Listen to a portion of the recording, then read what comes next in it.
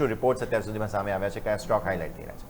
જી જરૂરથી યસ. અત્યારે જોવા જઈએ તો ઘણા બધા બ્રોકરેજ હાઉસીસ દ્વારા રિપોર્ટ આપવામાં આવેલા છે. તો પહેલાં આપણે વાત કરીએ કે જીએસનો રિપોર્ટ આવેલો છે બીડીએલ ઉપર એમને રેટિંગ આપેલા છે, સેલના રેટિંગ આપ્યા છે, ટાર્ગેટ તમે નજર કરશો તો 1260 આપેલા છે.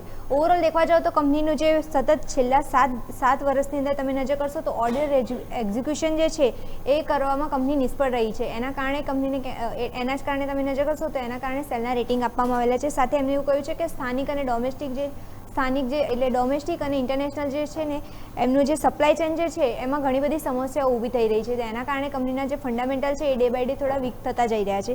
પણ એની સામે તમે નજર કરશો તો એમને એ પણ જણાવ્યું છે કે કંપનીની ઓર્ડર બુક જે છે એ સારી એવી મજબૂત છે. 247 અજબ ડોલર જેટલી કંપનીની ઓર્ડર બુક છે. સાથે એમને એવું પણ કહ્યું છે કે કંપનીનો ઓર્ડર ઇન્ફ્લો જે છે એ પણ મજબૂત છે. પણ ક્યાંક ને ક્યાંક નજર કરશો તો સપ્લાય ચેન ખોરવાઈ રહી છે. એના કારણે કંપનીના ફંડામેન્ટલ ક્યાંક થોડા વીક થતા જોવા મળી રહ્યા છે. એટલે એના કારણે એમને સેલના રેટિંગ આપેલા છે બીડીએલમાં. પછી બીજો સ્ટોક તમે નજર કરશો ઝેફરીઝનો રિપોર્ટ આવેલો છે ફિનોલેક્સ ઇન્ડસ્ટ્રી ઉપર. લાસ્ટ જોવા જાઓ તો આ વીક દરમિયાન સ્ટોકમાં સારી એવી તેજી જોવા મળી છે.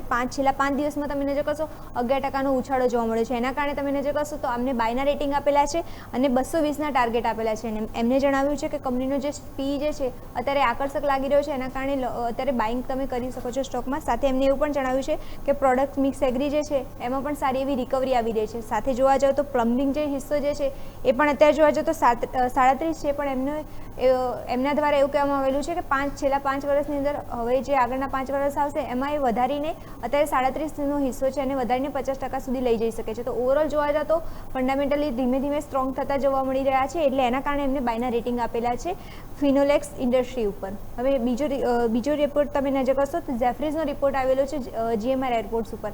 આજે જ પરિણામો કંપનીના પરિણામો પણ આવ્યા છે. પરિણામો પછી રિપોર્ટ આવ્યો છે અને રિપોર્ટ પોઝિટિવ આવ્યો છે. બાયના રેટિંગ આપેલા છે અને 125ના ટાર્ગેટ આપેલા છે. ઓવરઓલ જોવા તો કંપનીના પરિણામો જે છે અંદાજ જે હતા અનુમાન જે હતા એના કરતાં સારા જોવા મળ્યા છે. સાથે એમને એવું પણ જણાવ્યું છે પેસેન્જર ટ્રાફિક જે છે એ ગ્રોથમાં પણ સારો એવો વધારો જોવા મળ્યો છે. કંપનીના ઈબીટા પણ સારા સુધરતા જોવા મળ્યા છે. કંપની જે છે એમાં એમની જે નફો જે છે એમાં પણ સારો એવો ઇન્ક્રીમેન્ટ થયેલો છે. એટલે આ બધા રીઝનના કારણે એમને લાગી રહ્યું છે કે લોંગ ટર્મમાં ગ્રોથ સારો જોવા મળી શકે છે. સાથે એમને અનુમાન પણ વ્યક્ત કર્યું છે કે લોંગ ટર્મમાં એમનો જે પીઈ જે છે એ પણ સારો એવો સુધરી શકે છે. તો આ બધા રીઝનના કારણે એમને પોઝિટિવ લાગી રહ્યું છે કે જીએમઆર એરપોર્ટમાં. તો જેફરીઝનો પણ આમાં પોઝિટિવ આઉટલુક બની રહ્યો છે જીએમઆર એરપોર્ટ્સ પર. અને લાસ્ટ રિપોર્ટ તમે નજર કરશો ઝેફરીઝનો રિપોર્ટ આવેલો છે એ ગ્રો ઉપર તમે નજર કરશો બાયના રેટિંગ આપેલા છે એમને અને ટાર્ગેટ તમે નજર કરશો તો 225નો આપેલો છે. મીન્સ કે ત્યાં પણ એમને એવું લાગી રહ્યું છે ગ્રોમાં પણ કે ત્યાં પણ પોઝિટિવ આઉટલુક દેખવા મળી શકે છે. સાથે એમને જણાવ્યું છે કે વેલ્થ મેનેજમેન્ટ અને કોર બ્રોકિંગ જે છે એમાં એમનો ગ્રોથ સારો જોવા મળી રહ્યો છે. સાથે જોવા જાઓ તો એમટીએફની જે સ્કેલ જે બુક જે છે એમાં પણ ડે બાય ડે સારો એવો વધારો થઈ રહ્યો છે. સાથે કંપનીનો જે બિઝનેસ ડાયવર્સિફાઈડ છે એના કારણે કંપનીને સારો એવો ગ્રોથ મળી રહ્યો છે. તો આ બધા રીઝનના કારણે તમે નજર કરશો તો ગ્રોમાં પણ સારા રેટિંગ આપવામાં આવેલા છે. તો ઓવરઓલ જોવા જાઓ તો બધા બ્રોકરેજ રિપોર્ટ જે છે એના કારણે ઘણા બધા સ્ટોકમાં મોમેન્ટમ જોવા મળી શકે છે.